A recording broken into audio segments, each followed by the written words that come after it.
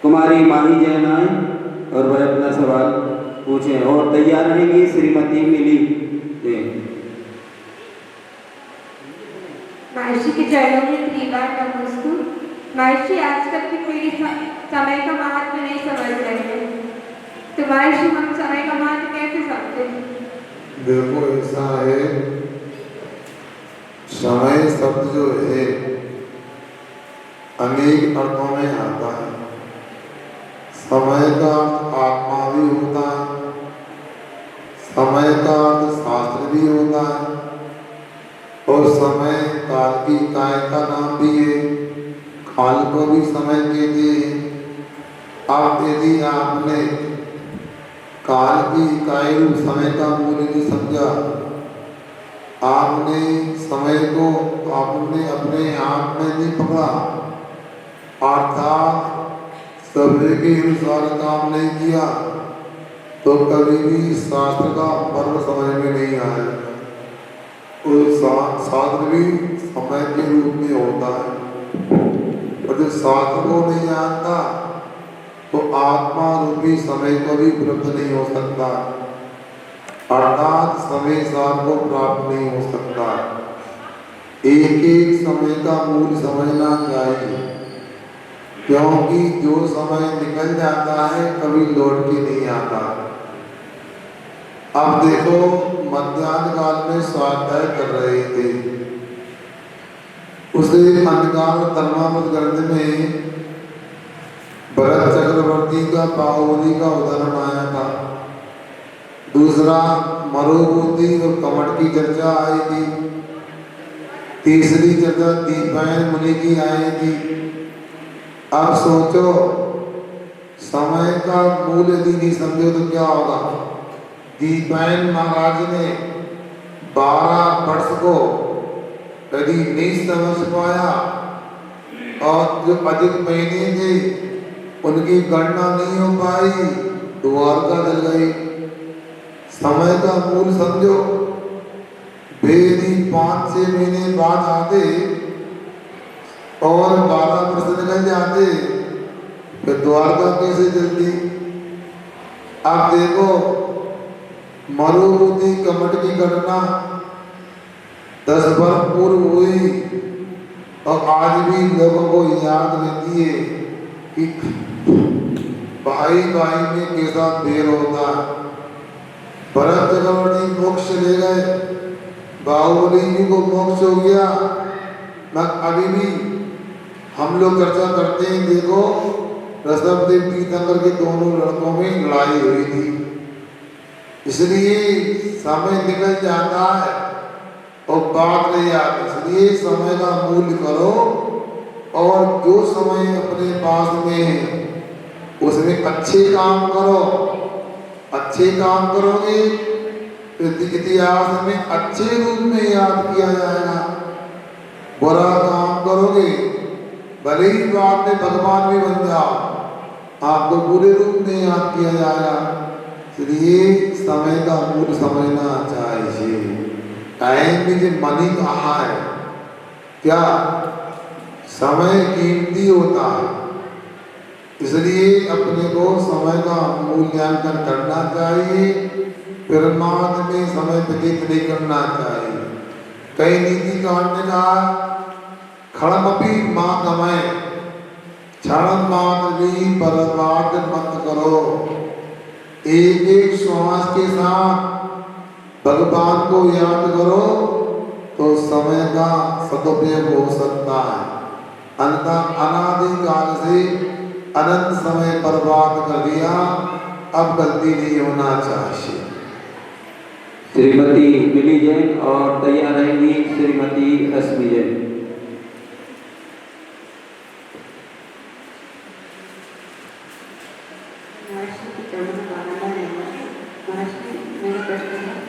सही अर्थों में दान की क्या परिभाषा है? और दान देकर भूल जाना चाहिए या पीछे मुड़कर देखना चाहिए हमने जो दान दिया है उसका सदुपयोग हो रहा है या नहीं हो रहा है। हमने जो दान दिया है तो पीछे मुड़ के देखना चाहिए या भूल जाना चाहिए, मतलब उसका सदुपयोग हो रहा है या नहीं हो रहा। देखो, ऐसा है, कोई भी काम करते हैं विवेक का बड़ा मेल होता है। मध्याह्न काल में इसकी चर्चा भी आई थी। यहाँ उचित है और क्या अनुचित है, क्या ग्रहण करने के योग्य और क्या ग्रहण करने योग्य नहीं, किसमें हित है और किसमें अहित है। यदि आपको ऐसी जानकारी नहीं है तो आप विवेकी नहीं कहलाओगे। इसका ही नाम तो विवेक है। दान के क्षेत्र में प्रश्न पूछा गया है कि दान की सही परिभाषा क्या है। अनुग्रहार्थम सस्यादि सर्वदानम का है। अनुग्रह के लिए धन का त्याग करना दान होता है। अनुग्रह मतलब उपकार कहलाता है। उपकार अपना भी, दान देने वाला का भी होना चाहिए, दान लेने वाले का भी होना चाहिए। दान देता है तो दान देने वाले को किसी प्रकार अपना स्वार्थ उसमें नहीं रखना चाहिए, क्योंकि दान देने वाला निस्वार्थ भाव से परोपकार की दान देता है तो उसके लोभ का त्याग होता है। लोभ का त्याग होने से आत्मा का बंधन रुक जाता है, पुराना बंधन टूटने लगता है, आपका संपर्क जरा होने लगती है। जिसने दान लिया है वो आपने जिसको दान दिया है वो पात्र है या नहीं है। आपने दान दिया है, आपने पूछा कि दान देके भूल जाना चाहिए क्या, ऐसा एकांत नहीं है। मान लो आपने किसी शिकारी व्यक्ति को दान दे दिया, उसने आपके पैसे से मछली पकड़ने का जाल ले लिया, उसने पशु काटने का छुरा ले लिया, बका ले लिया, तो आपका दान सही कहलाएगा क्या? आपके दान से तो पाप होने वाला है। इसलिए आपने यदि मान लो दान दिया है तो इतना विवेक रखो। मेरा चंद्रमा 2007 में मध्य प्रदेश के पूर्वी छोर में हुआ था, जो अनूपपुर जिले के कोतमा कस्बा कहलाता है। कोतमा में चतुर्मास हुआ था। मैं बैठा था, कई लोग आगे बैठे तो बाजू में एक मनेंद्रगढ़ है। मनेंद्रगढ़ का एक व्यक्ति आगे बैठा तो अचानक कोई भिखारन आ गई, भैया दे कुछ। वो खड़ा होके अपने पर्स में सिक्का निकालने लगा।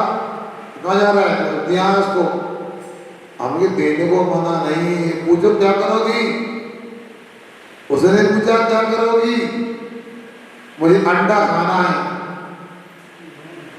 अब आप एक 5 रुपए का सिक्का देते, वो अंडा खरीदती।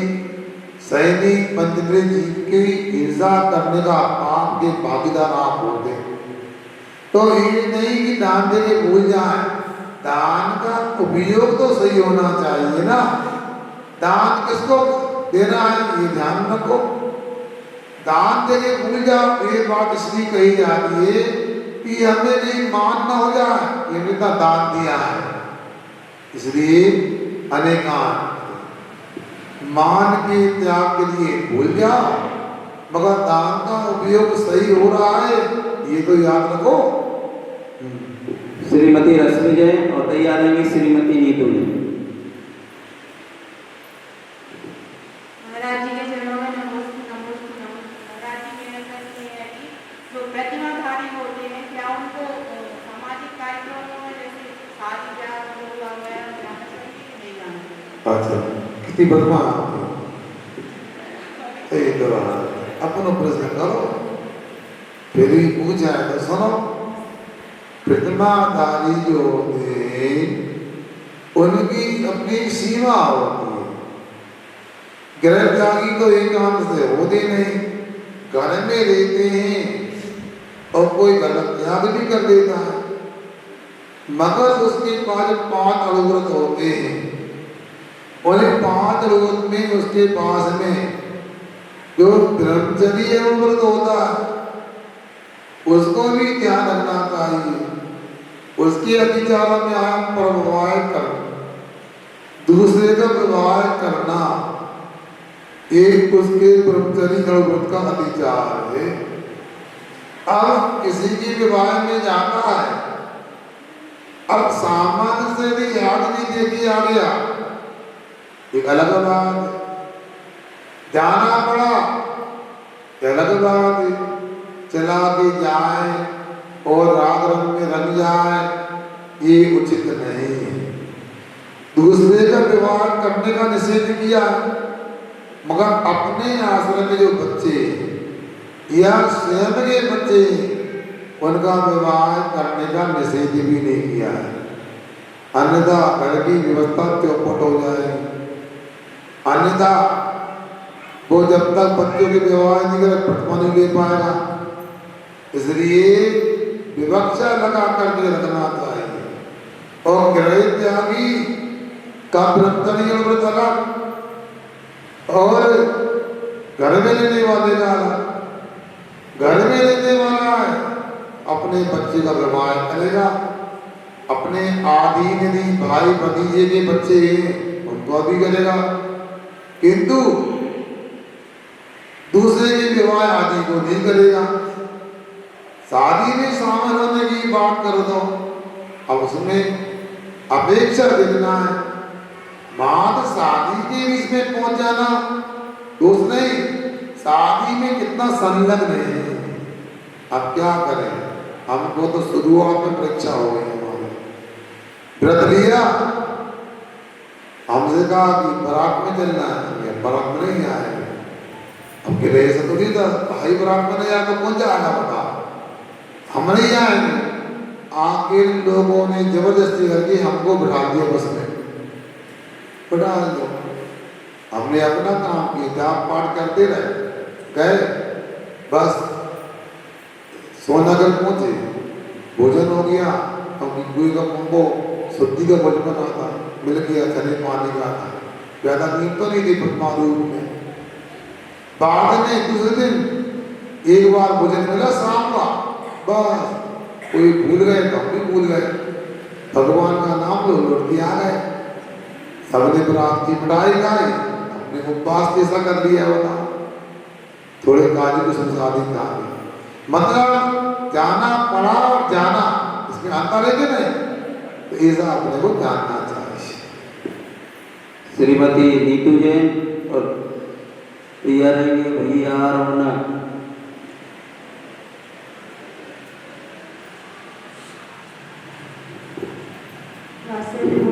सागर जी महाराज की जय। 175 श्री सागर जी महाराज की जय। महाराज श्री के चरणों में चढ़ाए नमोस्तु नमोस्तु नमोस्तु। महाराज श्री मैंने गुलिस्तान पढ़ रही थी, माता जी ने क्लास कराई थी, उस समय बोला गया था कि शरीर खाता नहीं, आत्मा खाती है, फिर कौन खाता?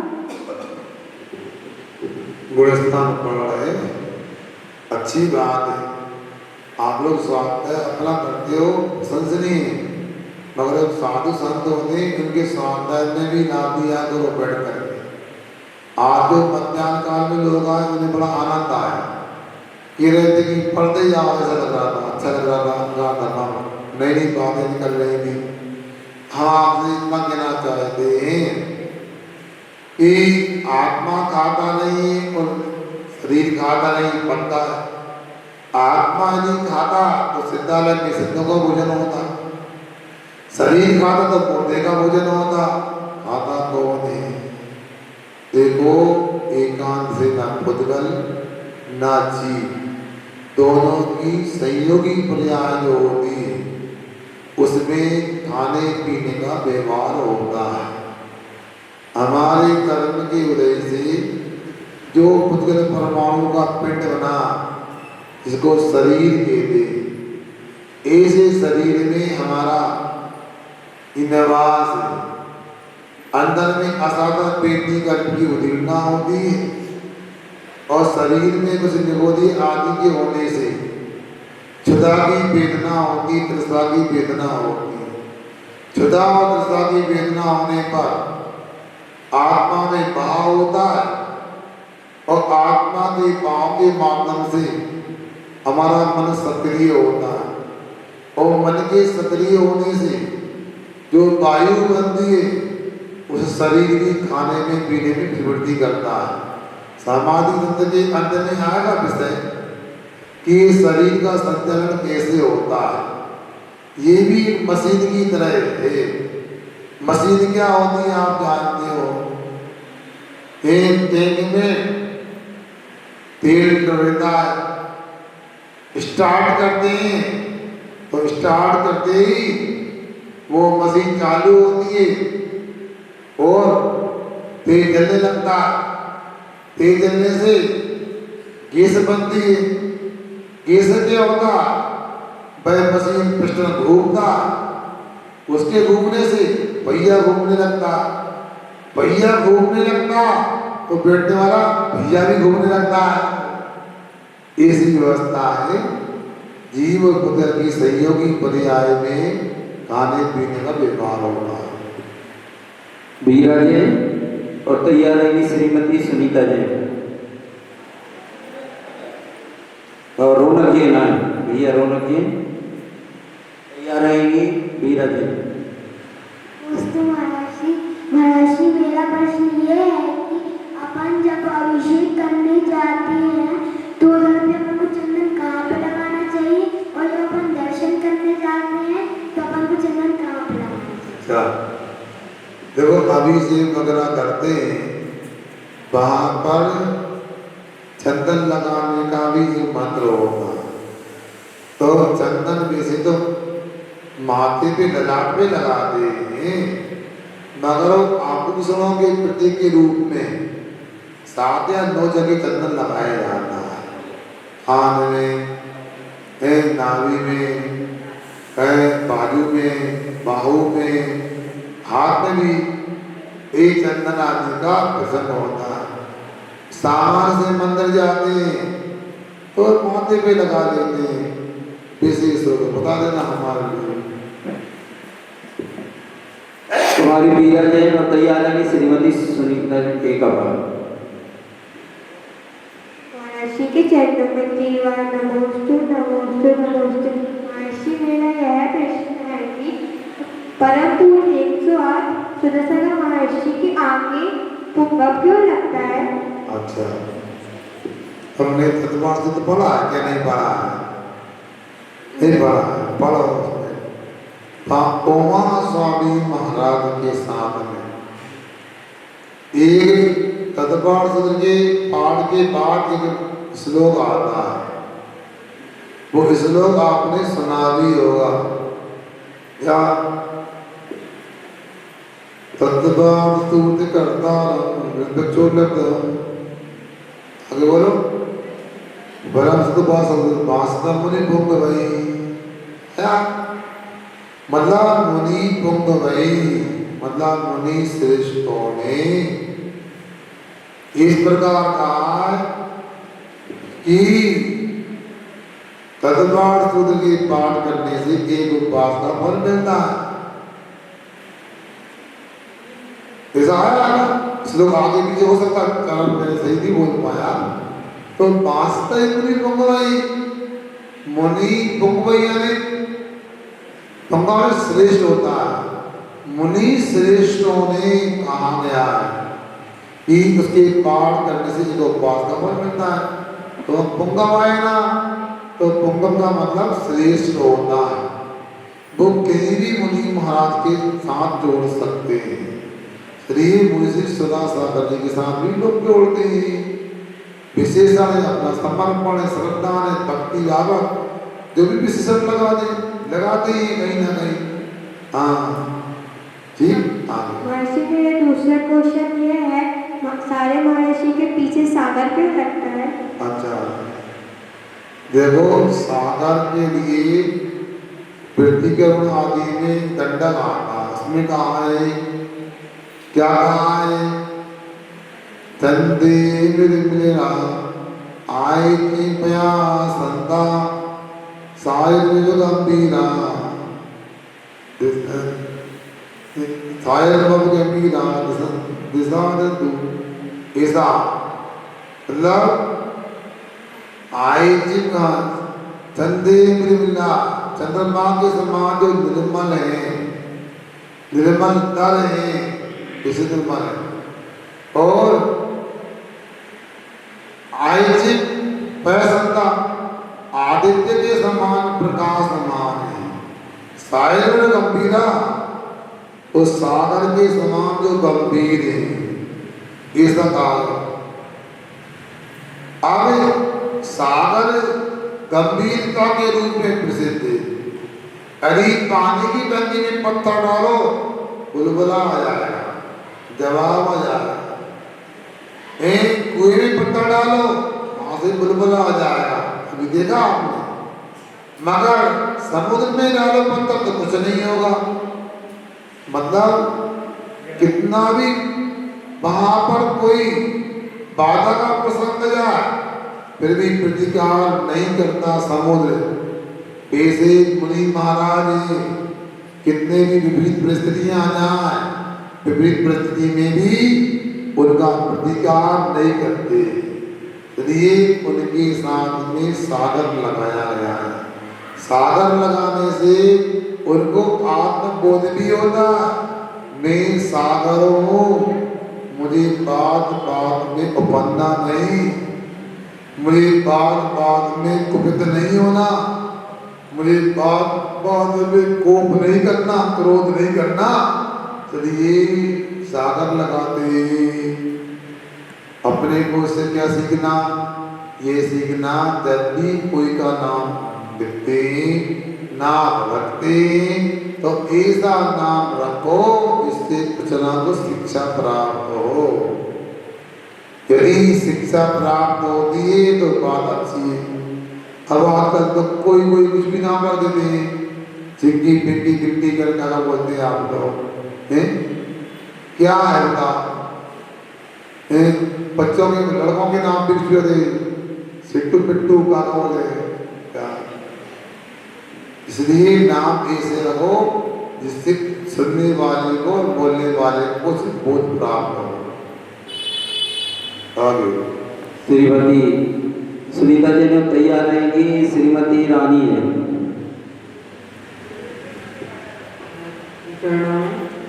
नमोस्तु नमोस्तु। एक क्वेश्चन है कि जैन कुल में तो जन्म लिया और अपन अस्वस्थ रहते हैं, अस्वस्थ बीमार हो करते हैं, तो लोग कहते हैं उस जन्म में आपने औषधि दान नहीं किया होगा, औषधि दान नहीं किया होगा, तो इसका क्या करें? देखो ऐसा रहता है, कारण कार्य को देखकर कारण का अनुमान लगा दे रहे हैं। सुना तुम लोग सुन नहीं रहे क्या? जैसे मान लो धुआं निकलता है तो लगाते कि अग्नि होगी, होता नहीं होता। उसी प्रकार सोधी सोधी हवा आती है तो पानी कर गया, कार्य से कारण का अनुमान लगा दे। उसी प्रकार यहाँ पर कोई बीमार होता है तो ऐसा कहते हैं आपने औषध दान नहीं किया होगा। गलत तो नहीं है अपने तरीके से, मगर एक कार्य की अनेक कारण होते। असाता बेनी की तीर उदय उदीर्णा में बीमारियां होती हैं। उसमें यदि औषध दान नहीं किया तो भैया व्रत तो कर सकते ना, भैया व्रत करने वाले को भी मजबूत स्वस्थ शरीर प्राप्त होता है और औषध दान करने से भी स्वस्थ शरीर प्राप्त होता है। तो एक काम करो, नहीं किया है उसको छोड़ो, बीती ताई पिसाब दो, आगे की सद लो, इसका प्याला छोड़कर आत्म अमृत से हो। तो आज से औषध दान करने लगो। कैसे करना औषध दान? अब बीमार कौन मिले बताओ? साधु को औषध दान, साधु को बीमार करो पहले तो, कौन साधु को बीमार करो तभी औषधि खाएंगे। महाराज जी स्वस्थ है तो दवाई कैसे खाएंगे? ऐसा नहीं, आहार को भी औषधि का रूप दे सकते। गैस में भोजन बनता है, 4 इंच का बर्नर होता है। रोटी कितने इंच की होती है? रोटी कितने इंच की होती है? 2 इंच की, 3 इंच की? पता नहीं है। 6 इंच। क्या पता? गूगल पे सर्च करो रोटी कितनी होती है, गजब करने बता। जिंदगी निकली खाते बनाते नाक तो नहीं। 6 इंच की महाराज। अरे भैया 8 इंच से 10 इंच की रोटी बनती है, सुनना।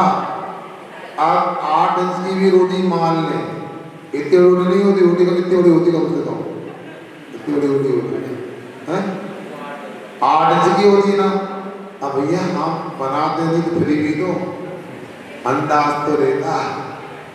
अब 4 इंच का बर्नर, 8-10 इंच की रोटी, और एक रोटी नहीं बनना, 50 रोटी बनना है। कितनी भी चतुराई से बनाओ, रोटी कच्ची रहेगी ही रहेगी, सीख नहीं पाएगी।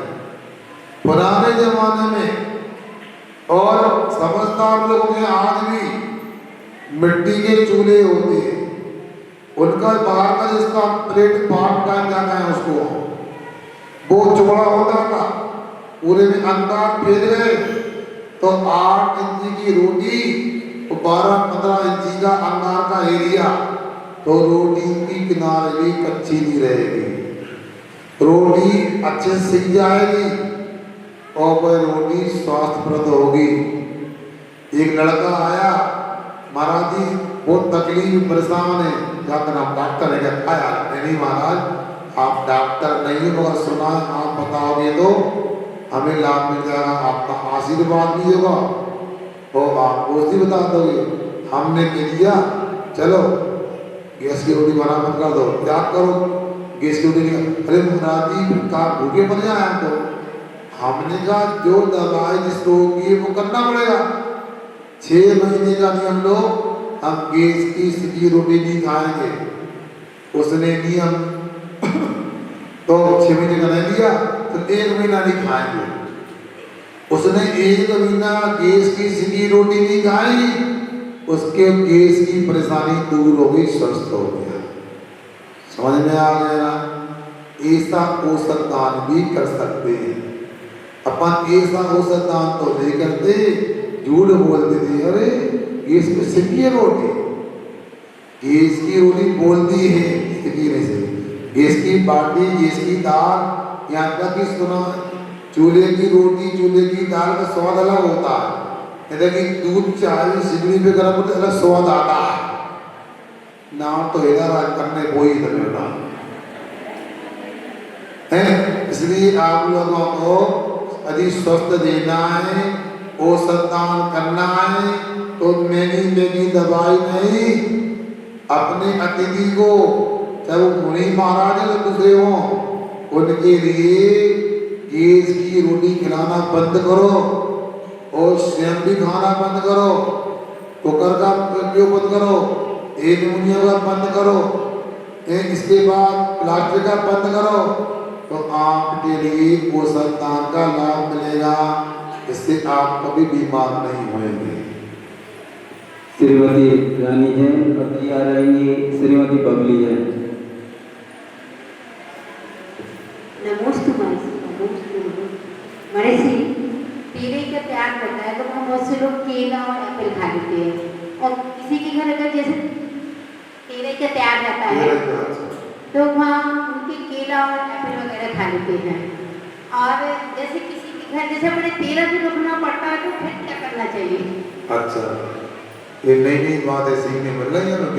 बता सही में तो नई चीज है, बिल्कुल लेटेस्ट है, मॉडर्न कि केला ककड़ी खा लेते, मिठाई को पूरी फरमाने नहीं खा देना। सुनो पहले तो सुनो, हमारे यहाँ मरण की 12 दिन की सुधा होती है। कितनी? 13वें दिन तो साधु को भी आहार दे सकते हैं, अभिषेक पूजन भी कर सकते हैं। ध्यान से सुनना। आप देखो 13 में खाने की जो बात हो रही है, क्यों नहीं खाया जाता? इसलिए नहीं खाते, 13 में सब लोग खाने जाएंगे, उसकी गुंजाइश नहीं है, बेसिक परिवार का जिम्मेदार व्यक्ति चला गया, अब कल से रोजी रोटी की समस्या हो गई, अब वो व्यक्ति मजबूरी में कर्ज करके भोजन कराया तो उसका शोक दुगना चौगुना हो जाएगा। उस समय तो खुशियों को सब मौका तो है नहीं, खुशी के मौका में उत्सव में भोजन आदि कराते, मिठाई खिलाते। अब आप लोगों को सोचना चाहिए खाने का भाव कैसे करते हैं। मतलब आपने 2 रुपया की रोटी तो नहीं खाई, अब तुमने 90 रुपए किलो के सेब पर खा के आ रहे, बताओ गजब के लोग हैं। बताओ हो सकता है कुछ ऐसे मिल जाए, हम तो काजू किशमिश खा लेते, रोटी दाल नहीं खाते क्या। भगवान तुमको कौन ने पढ़ाया, कौन से स्कूल में पढ़े आप लोग। देखो ये बहुत बड़ी निष्ठुरता होती है कि वहां परिवार का एक सदस्य चला गया, उसके आंखों से आंसू निकल रहे हैं। क्या उसके परिवार में, घर में आंखों से आंसू निकल रहा है और तुम्हारे मुंह में रसगुल्ला की काशी निकल रही थी, पिचकारी छूट रही चलेगी में से काश नहीं। ये बिल्कुल भी व्यवहारिक नहीं है, ये तो संवेदनशीलता की बिल्कुल कमी के नायकी, इसलिए कभी गलती नहीं करना। अब सुनो, अपने नगर में कोई कमी हो जाए वो बुलाए भी, अपने को किसी प्रकार खाने नहीं आना चाहिए। परिवार का नहीं बोल रहा हूं, समाज का बोल रहा हूं। दूसरे नगर में जाना पड़े किसी कारण से, इतना कर लो कि पूरी सब्जी खा लो, रोटी दाल खा लो, रोटी सब्जी खा लो, नमकीन खा लो, मना नहीं, कभी अपने को मिठाई नहीं खाना चाहिए। इतना ही नियम ले लो कि हम कभी भी जिसके यहाँ कमी हो गई, क्या कमी हो गई, घर के व्यक्ति की कमी हो गई तो मिठाई नहीं खाएंगे। ये व्यवहारिकता है। क्यों? वहां जाना जरूरी है, संवेदना व्यक्त करना आवश्यक है, और नहीं जाएंगे तो होश वह दुख में डूब जाएगा। और भोजन करना भी जरूरी है। होटल में खाएंगे तो और पाप लगेगा, मांस जैसा पाप लगेगा। इसलिए क्या करना, तो उसी परिवार में यदि व्यक्ति 13 में ज्यादा 12 दिन के बाद तो पूरी सब्जी पूरी रोटी खाता है तो हम मना नहीं करते, गलत नहीं। सुन रहे ना, इसलिए आपने को रीति और नीति बनाना चाहिए।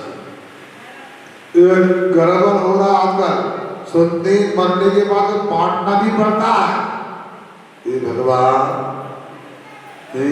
कसाई किसे कहते हैं पता है? कसाई किसे कहते हैं? बकरे को